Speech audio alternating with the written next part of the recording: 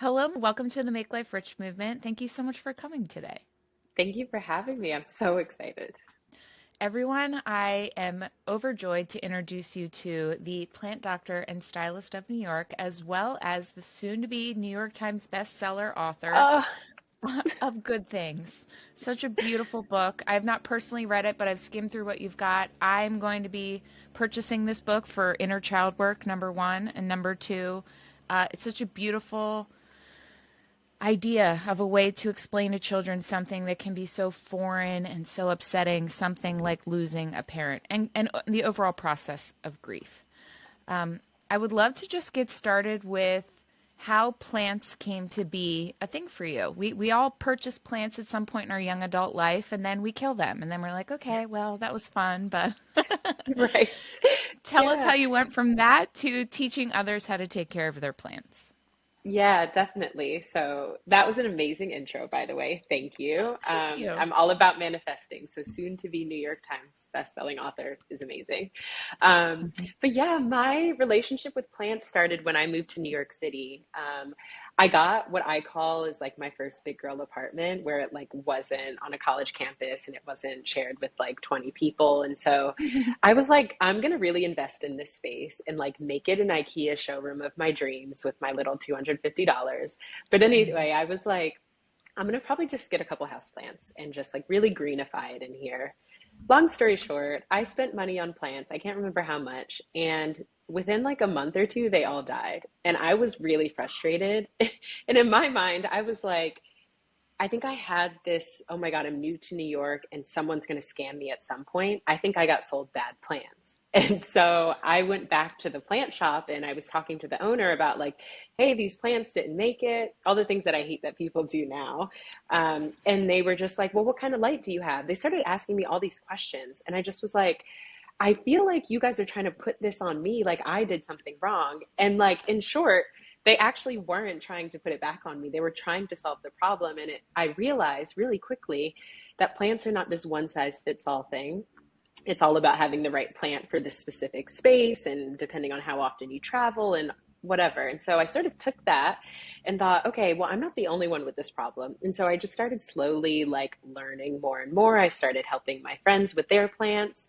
And after a while, I saw similarities between my time in the classroom and some of the things I did when in working with children, and also the things that I saw with my plant clients and the supports that they needed to get from this space in their learning journey all the way to this space. And so once I saw that those similarities overlapped, I thought, okay, I feel confident enough to lean into starting a business with houseplants. And so that's sort of how it blossomed. Oh, so incredible. I love that you also have an educational background. You were a children's teacher. Are you still teaching? No, I'm not. So I taught so many different grades. I was student teaching and I went to the Bank Street College of Education. Oh, Yeah, so that's fancy. my like teaching. I know that's my teaching background. And so everything I know comes from this lens of it's like what they call the developmental interaction approach, which is a fancy term that means you're meeting every child where they are, and there's no one size fits all model. This is where the student is, and we want them to get here. And so there is no lesson plan that can take 32 kids to the same point. We need to figure out where they are and what they need to make it there. Yeah. I am very enticed by the thought that you took your learnings of how to reach children where they are and then apply it to adults that I would imagine, we get plants for certain phases and reasons within our life, right? It's either Hmm. because, we want to liven up our space and make it feel more like a home, and that's like warm and cuddly and fuzzy vibes. Or, maybe you're going through a breakup and you're like, it's time for me to get the dreaded fiddle leaf tree. I will make this fucker, he will thrive and he will be beautiful. Right. And then you have the people that are like, oh, well, I just thought it would be like easy, and it's not. So I refuse to lose this battle. You're going to teach me how to fix this. And that's But part of the journey, you know? yeah, it's difficult. I'll say I have a little bit of plant knowledge. My father, who since passed, was a landscaper, obsessed with plants. So I learned enough to not kill too many things. But when things get dicey with diseases or mold or something, I'm out of my depth. But I love that you're helping people to learn this very intricate art. You know, it is a bit of an art. It's a living thing, and you do have to adapt for each different plant, which I think is also very aligned with you having to deal with each individual child in your experience as being a teacher. So that's really a beautiful connection there that I enjoy. Thank you. I don't think that connection just happened like organically. I think one over the course of months, I was like, wait a second, am I essentially just making a lesson plan, but for you, like caring for your plants? Like, I just was like, it was this constant background of deja vu that I kept feeling. I was like, I Mhm. feel like I'm doing like a teacher report right now, but it's on your plan. So everything just started to feel very similar. It's like, oh, wait, I have these skills from somewhere. Oh, that's beautiful. I've lived in a city. I lived in Philadelphia for 20 years, and I now live in Cape May, New Oh. Jersey. I moved back to my childhood home, and in Philadelphia or a city in general of that size, it can feel very disconnecting from nature and Mm. feeling like you can kind of navigate how to care for a living thing. And I really enjoy that you became in essence, the plant doctor. You are the plant doctor that everyone was calling in to rescue these things that mean a lot to them, but we're so far disconnected from being able to care for, plants, things of nature. Where was your largest learning curve for your clients in being able to kind of start to create a more symbiotic relationship with the plants that they had? Yeah, that's a really good question that I appreciate because I think while a lot of my work, the work that gets the most glamorized is my ability to come into a blank space and bring the right plants in and then off you go. But I think it's really the plant doctoring where I found that it was pushing me to grow the most as a business owner and a plant doctor. And also, I saw my clients growing. And that's really because by the time someone reaches like putting a submission out on my website, they are at wit's end. So, like, we live in a capitalistic society. We're not going to pay for something unless we are absolutely at wit's end with the thing that's not working. And I am cognizant of that. So, when someone's reaching out to me, I realize that they're at a point where they need nothing but empathy, understanding, and also just want answers. And so, by the time I make it into their home to assess their plant, one of a few things could have happened. They've tried absolutely everything, as I just spoke about, or they've come up with some regimen based on their endless Google reading about what they think the plant needs. And so, again, I'm trying to meet them where they are and validate all of the decisions that they've made to try and keep this plant alive. Because we know Mhm. there's such an influx of information on the internet. There's so many houseplant books. There are so many like this is how you do it and this is how you don't do it. And I Mhm. really just wanted to dissolve that understanding as soon as I walk into the door, meet the person where they are and let them know everything you've done up until this point is correct. However, based on the state of your plant on this day and age, we're going to correct these things to see if we can get it here. And I think it's that approach that really allows people to be receptive to some sort of change. I'm a Mhm. firm believer that, like, the term adult means absolutely nothing. I think we're all walking around here with unhealed children inside of us and we're projecting. And so I Deep. like to approach every single person that way.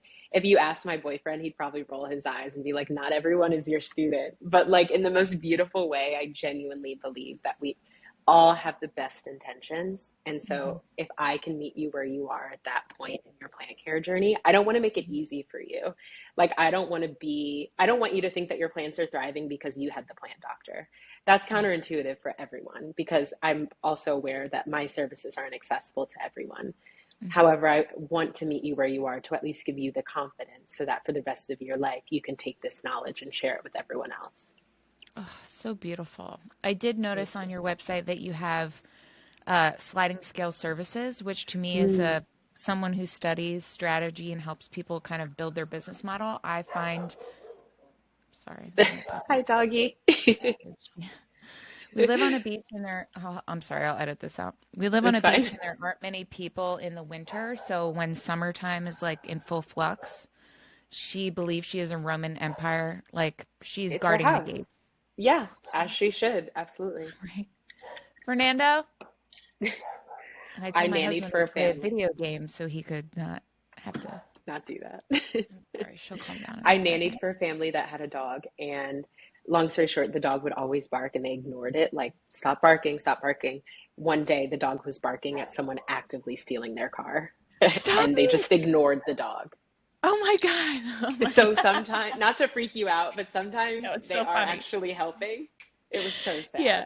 sad. It's not funny, but it's funny. Hold on. Let Yeah. me go grab her. I'm so Go sorry. ahead, go ahead. You're good. I have nothing to do today, FYI. So, Oh, perfect. Up, up, up, up. Come on, good girl. Let's lay in the recliner. Come on. Nope. Up, up, up, up. Yes, lay down. Where you gonna lay? Sit. Want you to lay down right here? Like good girl. You gotta lay down and be quiet, okay? I appreciate you. oh, Oh man, it's also windy. The weather like took such a change. I don't know if it's chilly up there, but whew, it is. Yeah, this is the first time I've it's worn like a great. sweater. It's very Yeah. strange. Okay, so let me write down the time, 10 or 11 minutes. So sorry about that. That's okay. Okay, where were we? Okay.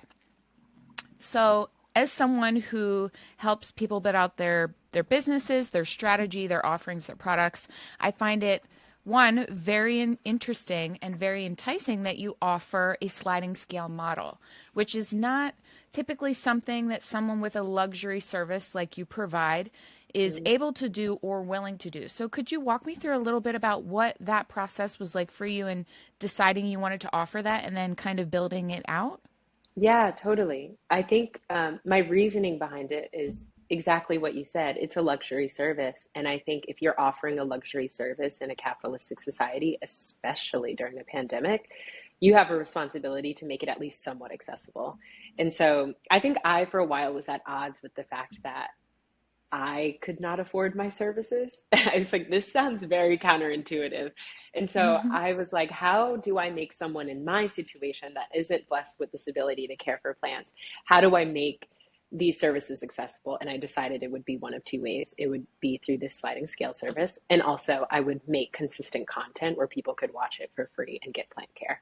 Um, but as far as the sliding scale goes, I cannot take full credit for that. I saw it on I believe it was like a refurbished like furniture site where they basically allowed you to pay within a certain range and pick your scale. And so I reached out to them and I was like, this is amazing. This is so incredible. Do you mind if I adopt this into my business? And they were like, oh my God, yeah, we've been following you for a while. Like we just became besties on the internet. And I was like, Oh.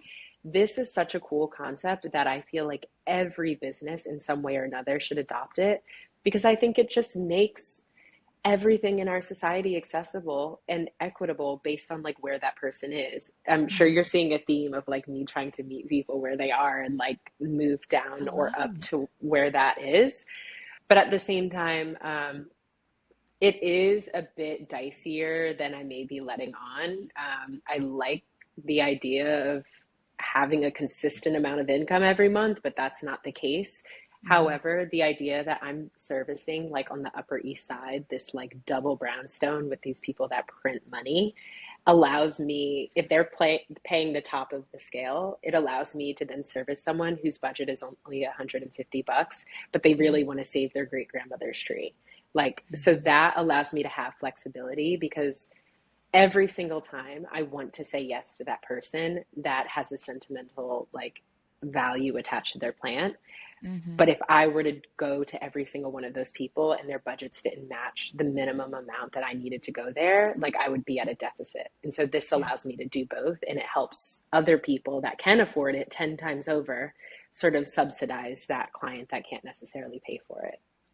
Oh, that's really very generous of you. And to say that someone has sentimental value to a plant definitely rings true and is very indicative of the position I find myself in. I moved back into my childhood home. My mother was here for a few years after my dad passed, but she's in her 70s and it didn't seem right to kind of leave her here by herself. But as I Yeah. said, my dad was obsessed with plants. Yeah. We've got dozens of them, and a lot of them were cared so meticulously for by him.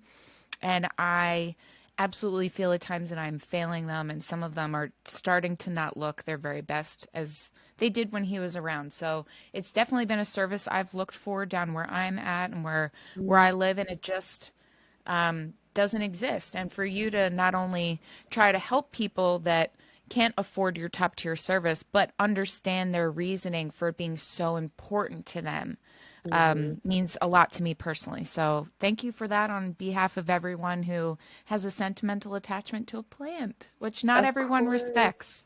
Totally. Yeah. And like, how do you say no to that? Like, I don't care if you were the CEO of Uber. I find that I'm constantly at conflict with like scaling my business and making it as amazing as it can be and making tons of money and whatever. But equally, if I have to say no to the clients that really feel an attachment to their plants, like, I would Yeah. just rather not do this thing altogether because Yeah. I think what developed it was I started to get those dream clients that had no budget and they were just like, whatever you want to spend, you do it. Whatever you want to buy, you do it. Whatever the cost is, I'll pay it. And I was like, Mhm. oh, this is amazing. However, I also saw that they weren't really interested in being involved in the process. It was more so Mm. go off and do the thing. And there's nothing Mhm. wrong with that. I'm grateful that they trusted me. However, at that stage, I started to crave more interactions with the clients and I missed Mhm. this like, ooh, I want a rubber tree because in fifth grade I saw one in my classroom. Like there was none of that. And so this allows me to do both. It's so incredible. The blend between a DIY model and a done for you model, which I Mm, think is becoming really popular these days because so many business owners like you do want to cater to both ends of the spectrum while still finding a way for it to be profitable for you because you have to eat, you have to live, you live in New York, it's very expensive. Like totally. there's putting empathy and compassion first is a really beautiful way to set the tone for your mission and what your business is about. Mm, But it is a delicate balance, I'd imagine, between trying to get that that client that has no, basically a blank check hmm.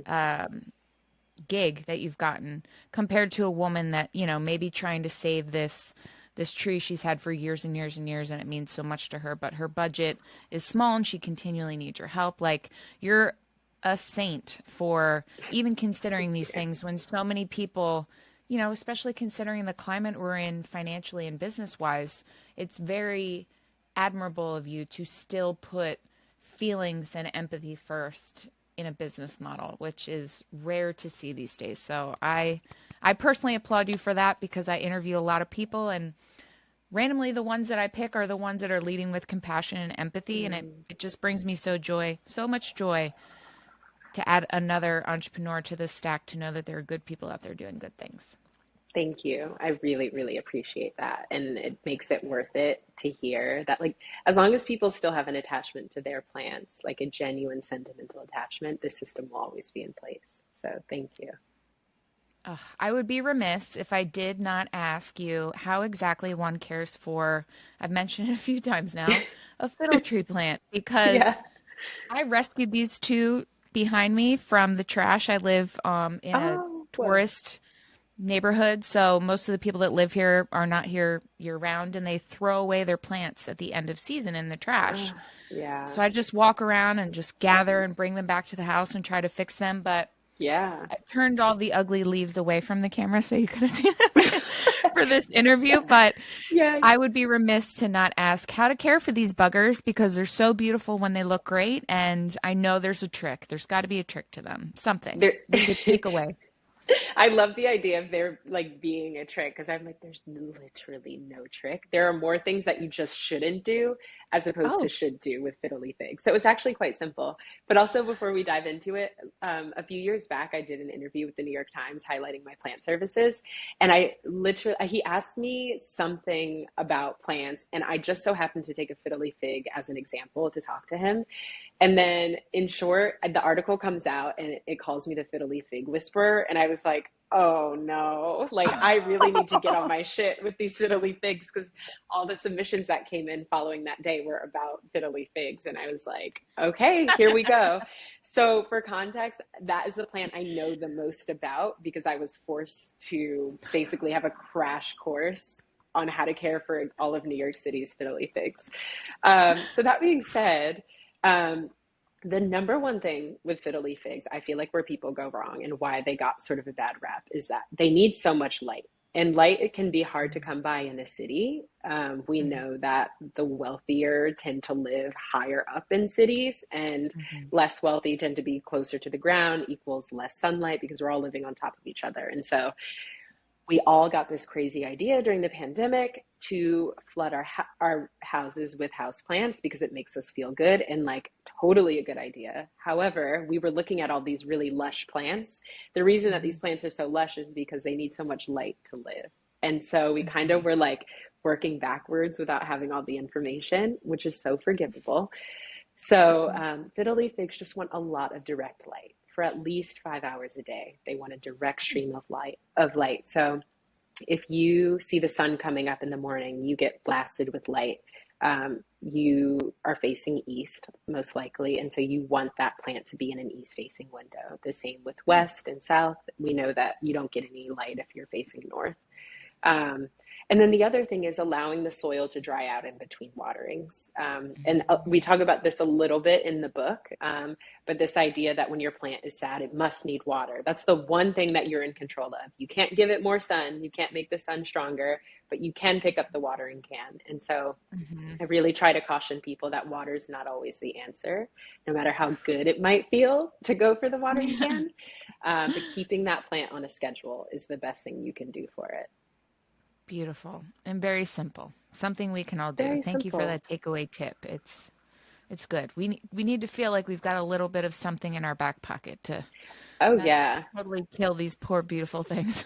But look how much light they're getting. Like, I always sort of like Yeah. cringe up a bit when I know that people intentionally sometimes will put their plants behind when we hop on a call. And I'm like, oh, they're so pretty. But I'm like, can you move it closer to the window? Because it's not getting Yeah. enough light. Yours are getting flooded with light. So that's great. Yeah, well, I'm blessed with a lot of windows. We have like 70 Good. windows on this house, so there's tons of avenues for plants to find a little sunlight. So that's good news for me. Nice. I can save a lot of them then. Yeah, it's really just with all plants, it's just how close or far from the window they need to be.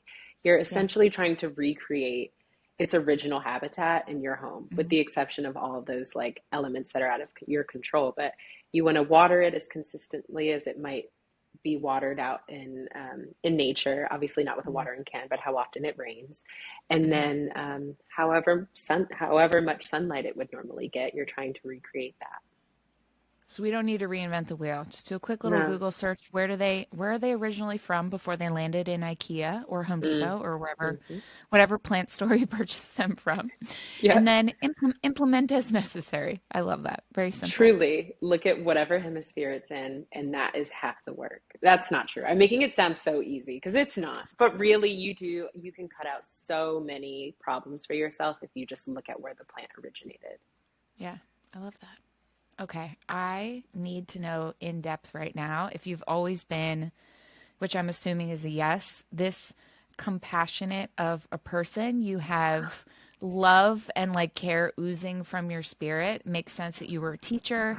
Now you're caring for living creatures that are, I'll call it a creature, a living thing that is, very misunderstood. Have you always just been a person that gravitated towards helping others and, letting them be seen and felt? I don't, it's so hard to, I find it hard to be very self-reflective. It's easier for me to be like supportive of others. But I will say that like I think my childhood has a direct result in why I am this way. So I have a brother who's on the spectrum. His name is Tim, and he is my heart and soul. He's actually coming up to New York tomorrow. I'm so excited, from Oh, Philly. yay! And so New York can obviously be overstimulating for everyone, but it is for him. And so every few months we plan so that he has my undivided attention and we can do all the things he wants to do. So that's tomorrow. But I mention him because I grew up, I can't remember what age it was, but a certain part of my early childhood, I knew that my brother was older, but I didn't know that he was on the spectrum. I just knew that I was better at everything. I knew that I was faster, I was taller, I could write my name, he couldn't write his name. So I had this like skewed, kind of fucked up sense of confidence. And then I remember my parents sitting me down and explaining to me that my brother grows differently and that what on the spectrum means and whatever. And I think the first feeling that I had was extreme guilt of like, oh my God, I have been a bully and all of these things. And then it made me realize, it made me question everything that I knew to be true. And then I think the final piece of that is I, from that day, saw everything as a privilege. The ability to be able to ask for what you need and for someone to receive it. The Mm-hmm. ability to like express your needs, or all of the things that we sort of take for granted as abled Mm-hmm. individuals. From that day, at a very, very young age, I was conscious of that. And I think a lot of people don't become conscious of that until later, or until something Mm-hmm. happens that rocks their world. So Yeah. that really, my relationship with my brother from that day on, I think really played a role in developing who I am, and then my love for education. Yeah. Oh man, I'm a crier. Sorry about it. You got me. Oh, That's I'm a so crier beautiful. too.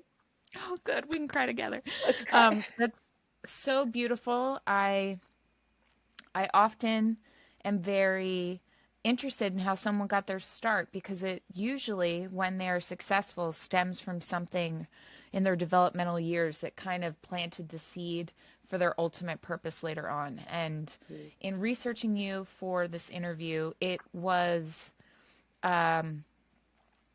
so poignant to me the way in which you were able to very quickly realize that teaching 32 children and not expecting them to have a life outside of the classroom was, I guess, a privilege for others to ignore, but you could not. And I wonder now if that has a lot to do with you just being very mindful of each individual's abilities and what they're capable of and the ways in which people need help or support. And you're absolutely the kind of teacher and individual that we need more of because there's so many ways in which we're just hurried through our experience. We're hurried through the day, and children so often are shuffled along from here to there, be quiet, do this, do that. And I love your approach to thinking that even as adults, we are still this child that didn't really get the platform they needed when they were younger to be seen and heard so that they could process these things in a way that isn't, later dictating their life. I would love to know a little bit about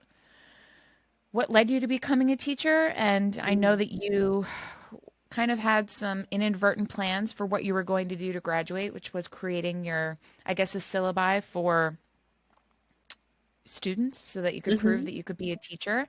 And you were advised to go in a different direction. So could you walk us through a little bit of what that time in your life was like? Yeah, so for undergrad, I went to the George Washington University, and I went there to study political science. So, like, I had this piece in my brain where I knew I wanted to help people. Did you go to GW? No, but I did major in poli sci and communications at LaSalle. Okay. So poli sci. Oh, yes. Yes, poli sci.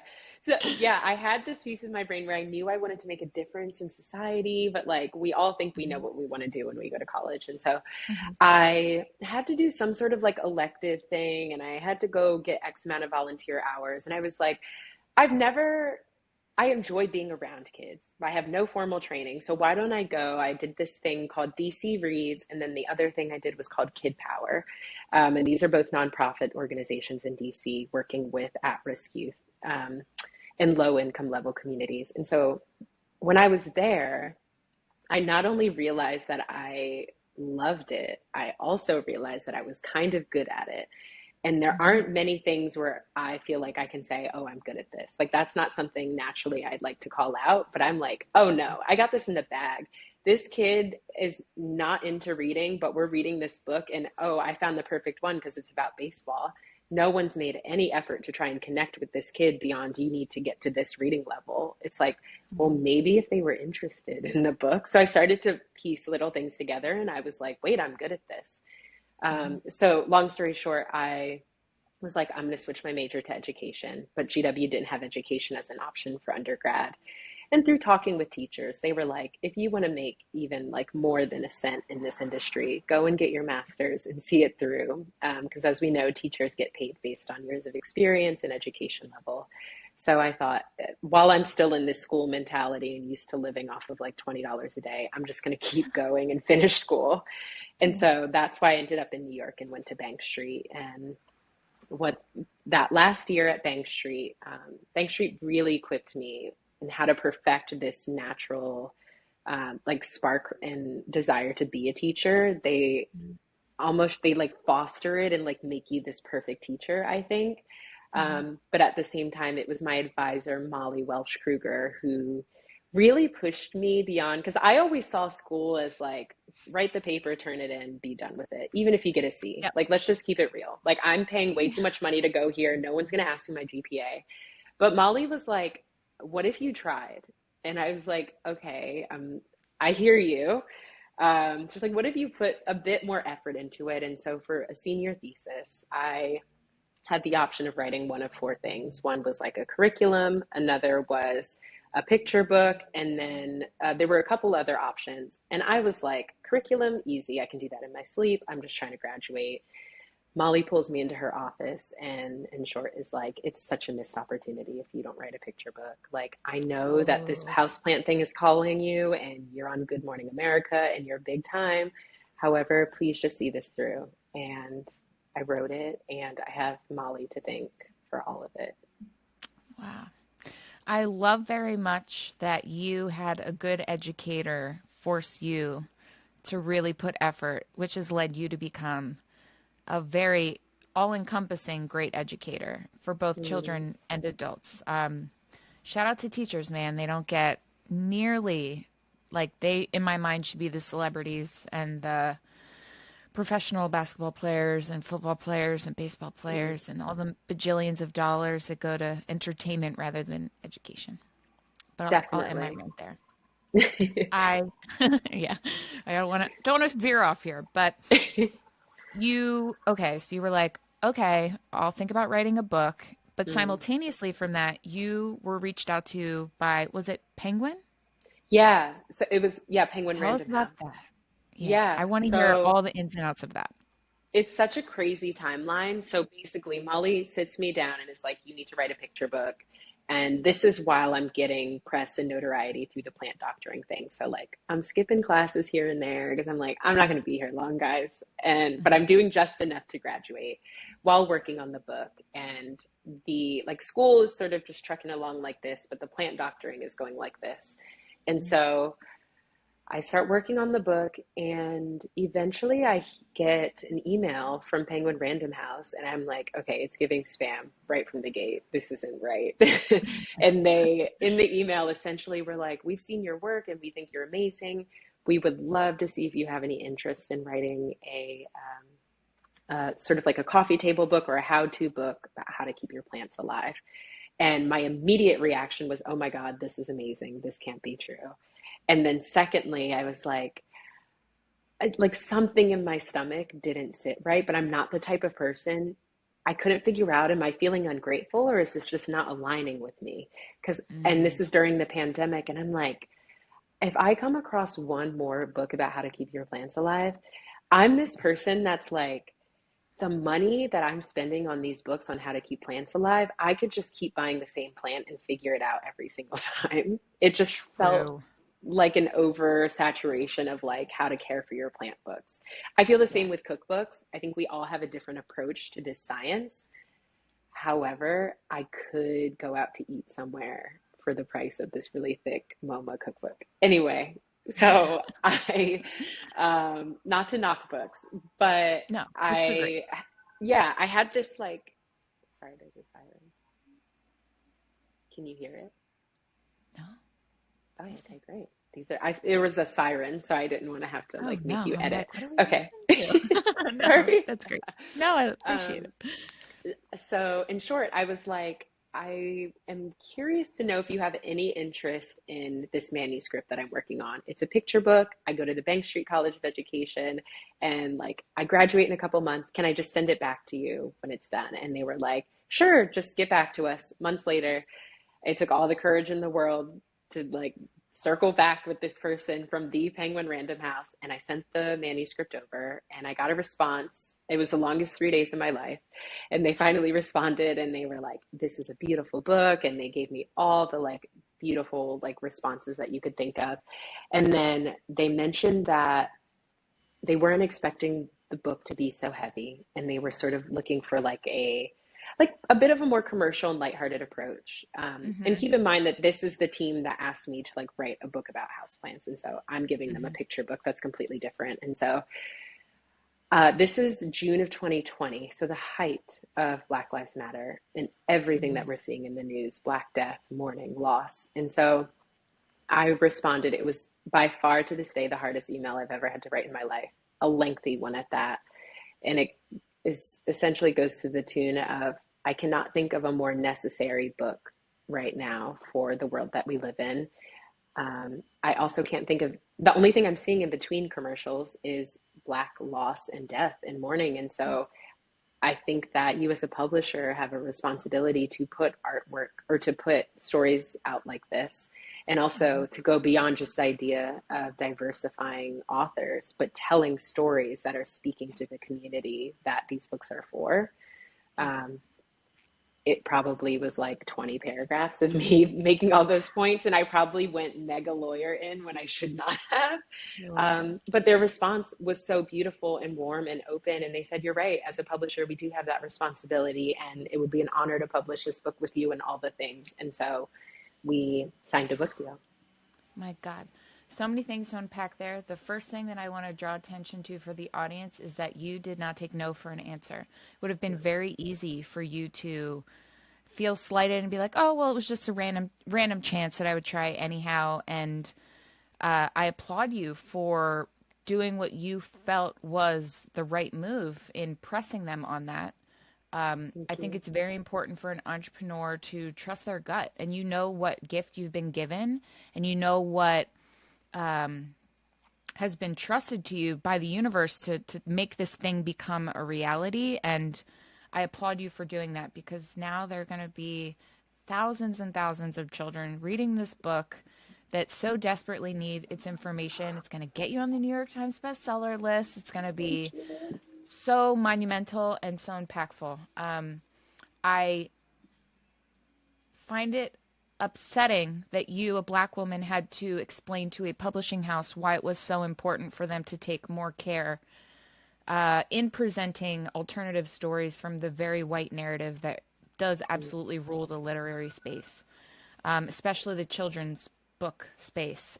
Mm, I did a little like deep diving before preparing for this interview to see what exactly was available for children in children's books. mm, And if they aren't gosh, I can't even say the word.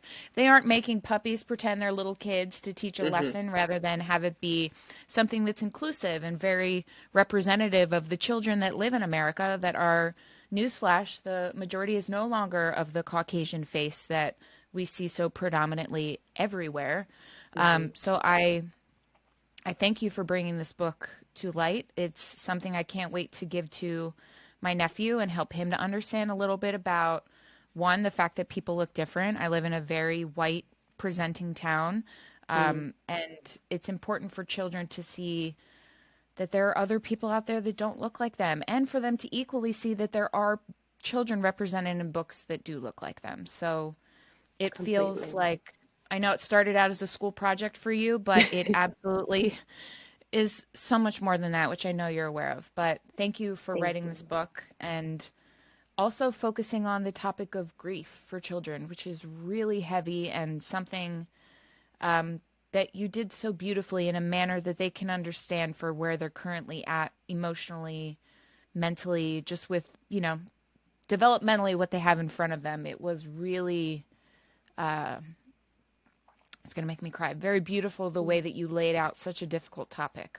What was that like for you in the process of writing this book? I know that you dealt with children daily as a teacher that were experiencing grief, and that must Mm. have been very hard. But what was it like to kind of put it down on paper with the hopes of helping a child somewhere feel safer, more seen, supported? Yeah, I think so many things. Going back to that feels like such a long time ago. I don't think I went into it with the intention of trying to like recreate the narrative or reinvent the wheel at all. I went into it with a very basic notion, and this is what I was taught at Bank Street, that books either serve as windows or mirrors. So it's a mirror for you to see yourself in, or a window for you to see the life of someone else that you haven't experienced or seen before. And I wanted a book to do both, but I wanted to prioritize a mirror. I wanted young Black boys to be able to see themselves in a piece of literature and also identify with an emotional component that I hadn't seen exist before. Yes. Um, and so I started out with those very heavy things and was like, okay, where do I go from here? And I think it was a culmination of, it's almost like I can make two Venn diagrams, one, or a Venn diagram with the two circles, and one is everything I notice and experience with my plant clients and like how they cared for their plants and all the things they did wrong or they thought they were doing right. And then the other thing was the emotions or lack thereof of emotions that were being expressed by the students in my classroom when I was working with high need at risk youth. And the one thing that I saw in the middle was that at some point or another, they had both experienced loss or were dealing with grief. It looked different, and loss could be as simple as like, I killed my money tree. And then loss Mhm. on the other side could be, I lost my Nana or whatever. And I realized that parents and teachers kind of like walked on eggshells around these topics, but it's so common. And I Mhm. wanted to create a resource that made it easier for parents to have that conversation with their kids in any way that they see fit. I think it was my time in the classroom that helped me to realize when a kid comes up to you and asks you where are babies made, or like all of those questions that you're like, oh shoot, I don't know how to answer it. The one thing that will get you out of that hot water is a book to allow them to come to their own conclusions. Nothing Yeah. comes out of my mouth, but you can make sense of this thing you're grappling with by going to a book. That is Yeah. such a powerful skill to instill into children, and I wanted to do that early, but I had never found a book for the population of children that I was teaching. And so Mhm. I, once Molly was like, you're writing a book, I was like, okay, well, I might as well do it of like some substance and meaning. And that's what I knew that I wanted it to be about. Oh man. Uh, it's so beautiful again that you took time to think about others from a lens of empathy and compassion and providing them the steps to be able to help themselves, which you just stated so beautifully a book does.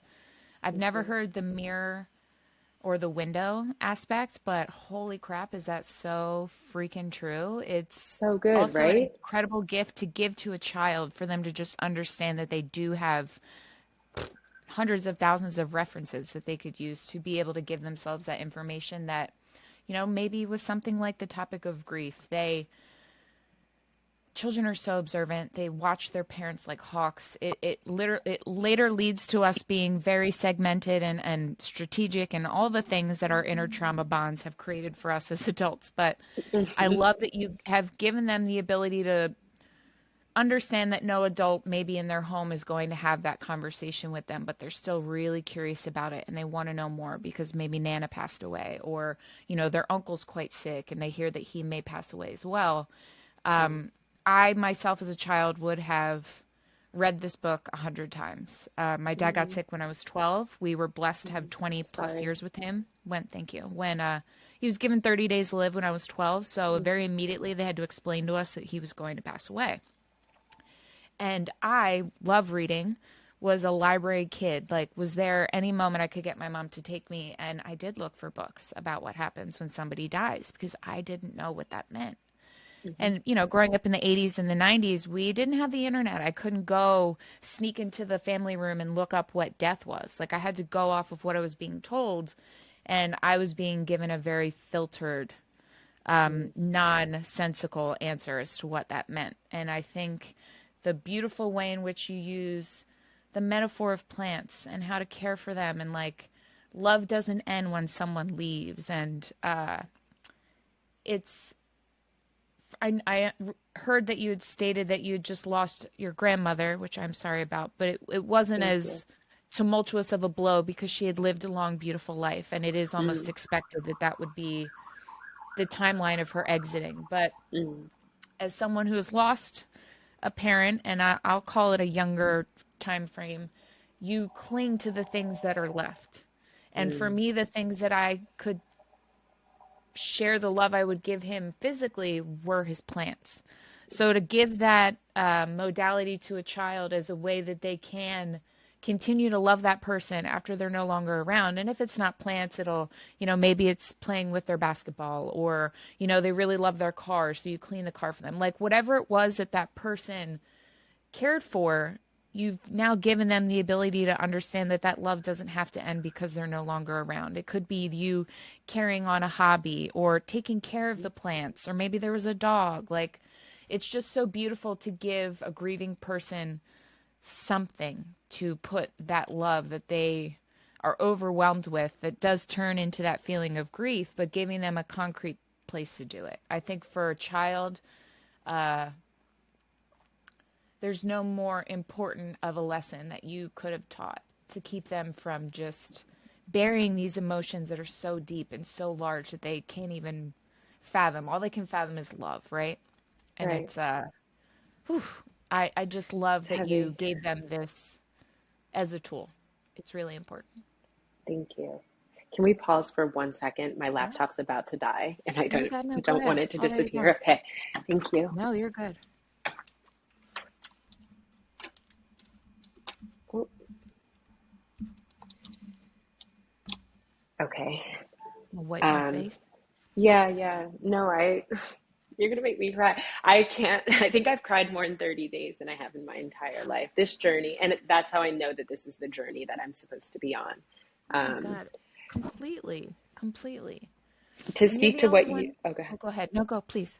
No, I just wanted to speak to what you just mentioned, like, and all of those things very much being the intention behind the story and creating that for kids and parents.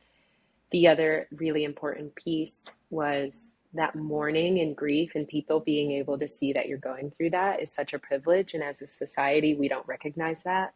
And Yes. so I find that with children of color, specifically Black males, Black boys, the way that they express grief can look Yes. very different than other communities, and whether that looks like being disengaged or non-responsive or angry or bitter or just um, any of these sort of negative connotations that we have associated with the ways that they express grief does not make the Mhm. grief not valid. And I Mhm. wanted to exemplify in this book that that was the case. And also, if this is the first time that someone feels an extra ounce of empathy for a child who does not display grief in the same way that the quote average child might, Mhm. it doesn't mean that it's not valid. And at a very minimum level, that's also what I wanted this book to do. If it does all of those other things that we talked about, I'm over the moon. Mhm. But if it just validates and it Mhm. serves as like a window into what grief looks like for someone else, I'm happy with Mhm. that. You said a mouthful there. I want to be very mindful of the fact that I am white. I am able to exude any irrational emotion that I could ever possibly have that isn't founded in something as like as much of a hall pass as grief can be, especially when people behave badly. It's like, oh, well, they're Mm-hmm. grieving, let them be. It was very apparent to me during my grief journey immediately after my father passed how different grief looks for everyone, and Mm-hmm. then adding in cultural layers, basically like white splaining everything down to the degree of, oh well, worry about that later, you're at work, you can't be upset about that now. But I could equally in that same moment be like sobbing at my desk to the point of almost throwing up, but I'm allowed to grieve. Like, it was very Mm-hmm. apparent that there were a different set of rules based on what was already believed about you Mm-hmm. from a white person's perspective. So it is absolutely a conversation that needs to be happening a lot more. And as you said, grief is something that, if you're privileged to not have experienced it, it completely taints is the wrong word, but you no longer have a realm of reference of what felt like the safety of normality. And Mm-hmm. for a young black male child, the semblance of normality they're given is in the home space, how they're treated when they're outside of the home space, and then schooling. And if there isn't someone within those three spheres letting them know that their emotions are valid, they're allowed to cry, they're allowed to be upset, they're allowed to throw their toys and be angry because their nana passed or their uncle's sick or whatever the parameters are, the giving of permission, Mm-hmm. that the autonomy of them being able to decide how they're going to feel their emotions, where, when, with who, is completely theirs and theirs alone. There is not a person on the planet that can tell them, especially in a moment of grief, or the period of grief rather, that like they aren't allowed to have that reaction. Hmm. And as children, we're very guided to be quiet, sit, do whatever you're told, especially, our generation and a bit older, we were just like little puppets that were moved around a room. Yeah. Stop crying, go sit down, you'll see your mommy later. Like it was so Hmm. cold. And for Yeah. your approach to be so, again, empathy and compassion driven, you're truly seeing what these children are experiencing. And rather than looking away because it's easy and you've got a room full of 32 kids, you're Hmm. taking that time. And in those few moments of seeing them and giving them the permission to be in charge of who they are, what they feel, what they want to talk about, how they want to express it, like that alone, you're going to change the world. Like it Yeah. kills me to give children the right. They're not given the right so often, no matter what the parameters are around it. So to let Yeah. children know they're in charge of their emotions is, whew, you are doing God's work. Like it's so Thank special. you. So Thank you. special. I'm getting emotional now because this is such a difficult, the entrepreneurial journey at which you've talked about so much on here is such a hard one. And like, let's just keep it real for a second. As a picture book author, you don't make crap off of this journey. I can't pay my rent, but I'm like, it feels so, so good to be in a place where I know that I'm doing the thing that I'm meant to be doing. And in response to what you just mentioned, I think it goes back to my childhood. I was very cognizant of my privilege as a fair skinned Black female. And my brother, who has significantly darker skin but is on the spectrum, I remember this was when I was a bit older, but I remember being like, I almost wish we could switch skin tones because it's almost like I get this added layer of compassion, and he automatically gets this like direct form of treatment. And then it's until he proves that he's on the spectrum or different that is he rewarded compassion. And so Yeah. I was cognizant of that at a very early age, and that added to the layer of like of privilege. And Mm. so I saw it in the classroom as a teacher of the ways that we talk about different children based on how they look. This child acts out and is bad and isn't listening. And then another child who might look very differently is really creative, but I think we just need to refocus them, or I think they could use some additional supports. And so I just want to bring compassion into the world in the way that we speak and perceive children expressing their emotions, regardless of what they look like. 100%. Uh, it also strikes me as really beautiful that you uh, were able to take that observation of your skin color and your brother and the way that he was treated, um, and wanted to switch places with him, but clearly you cannot. Mm. But you did create a book that would hopefully impact not just the young Black boys reading it to know that they are safe to feel their emotions within themselves because they are theirs, but not only young Black children are going to read this book, and hopefully it will catch them at a time to where it counteracts whatever societal infringements they have on like how they're forming what they're doing. I do believe very deeply that your book is going to have a very similar impact to The Giving Tree. I think that was like one of the Mm. more poignant, empathy driving books that we were given, that not only pointed out that you can take too much, that Hmm. you can assume, that you can have privilege in just taking something because it's there, or that's how it's always been. Hmm. Um, there's just so many major points that your work is going to impact in a way that I think years from now will be really apparent. And I do believe that your book will be in circulation for a very long time because it's so necessary. Thank So you. Thank necessary. you so much for putting that into the world and giving me the platform to share it and to just let everyone know that this isn't a black book. And I think we get so wrapped up into hashtags and marketing, and like I do it all day. I'll put whatever hashtag to make this book a bestseller because marketing is marketing. But at the end of the day, this book is for everybody. This book is a window for you or it's a mirror. And I hope to get it in as many children's hands, parents' hands, like anyone's hands as possible. So beautiful. Okay, on your website, you are completely available for book tours, events, etc. So I will link Yeah, that in the show notes, guys. Fly please. her all over America because she's ready to read books for you, okay? Please, And yes. And just so people know, I'm waiting for a 4 location minimum. So like if someone in Kentucky is like come out, I need a total of 4 of you in Kentucky to say come out and then I'm there. Then we can write the trip off. So let's do it. I'll go beautiful. anywhere. Beautiful. And guys, if you didn't know this, you can go to your local bookstore, you can go to your library, you can go to your children's school, and they typically have a form for you to request a book that you'd like to have in circulation or sold in the store. So please do that. I'm going to link the show notes so you can get all the details, the ISBN number, all that good stuff, so you can just make it really easy for them. I could talk to you for forever, but Same. I, gosh, I will sob later when we hang up. Again, I can't thank you enough for writing about a topic that is just being scratched upon the surface. We've forced children to be quietly adapting to so many scary things over the last few years, and uh, death has become so prominent for them.